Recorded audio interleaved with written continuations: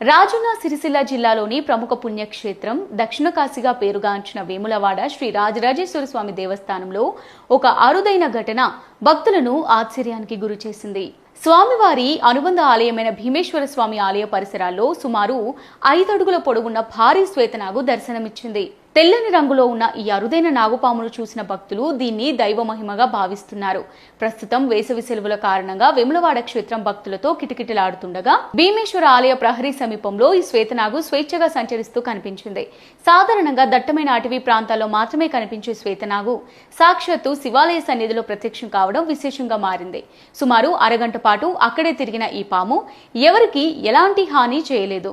సమాచారం అందుకున్న ప్రముఖ స్నేక్ క్యాచర్ జగదీష్ అత్యంత చాకచక్యంగా దాన్ని పట్టుకొని సురక్షితంగా అటవీ ప్రాంతంలో వదిలిపెట్టారు.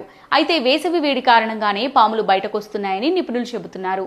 ఎక్కడైనా పాములు కనిపిస్తే వాటిని చంపకుండా వెంటనే అటవీ శాఖ లేదా స్నేక్ క్యాచర్లకు సమాచారం ఇవ్వాలని సూచిస్తున్నారు. ప్రస్తుతం ఈ అరుదైన శ్వేతనాగు విజువల్స్ సోషల్ మీడియాలో వైరల్ గా మారాయి.